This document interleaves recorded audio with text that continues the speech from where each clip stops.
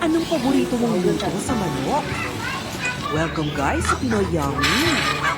Gawin natin special ang chicken recipe nito. Nakakatakam!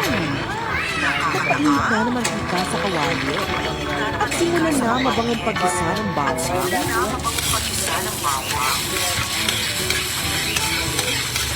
At sibuyas. Ilagay na ang manok. Leg and thigh part ang gamit dito. Comment down below kung taga saan lugar ka ngayon para alam ko kung saan nakarating ang video na ito.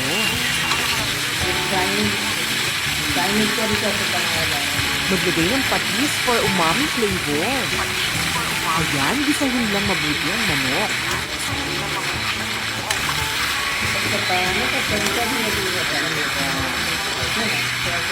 Ilagay na ang tomato sauce.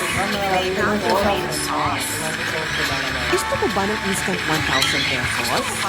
Sagutin mo mamaya ang tanong ko.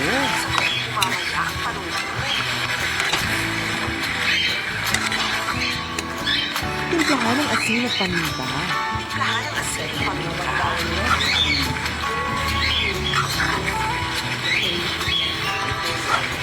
Add na ng water. Takpan at hayaan maluto ang manok sa mahinang apoy. Ayan, pwede na ilagay ang kamote.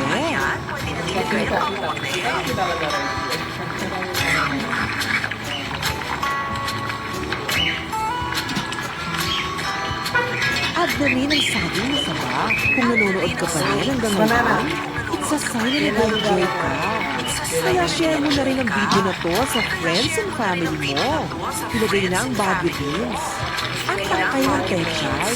At tayo ng pork and beans. Nahuhulaan mo na ba kung ano ang tawag sa recipe na ito? Comment down below kung ano ang sagot mo. At baka ikaw na ang winner ng instant 1,000 pesos. Mga kayamis, ano ba talaga ang pinagkaiba ng mechado sa kaldereta? Afritada, asado, kalyos, chino? Comment mo na kung ano ang opinion mo. Liquid seasoning mo to add more flavor. Follow mo na ang page ng Pinoy Yummy para updated ka palagi sa mga bagong recipes. Simmer lang na sa malito mga gulay.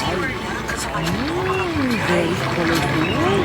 Sarsa pa lang nakakagulat. Ang sarap nito mga kayamis. Kaya, ano pang hinihintay mo? Gawin mo na to para ma-share natin sa mga kababayan ang mga yummy recipes. Don't forget to follow our page, Pinoy Yummy.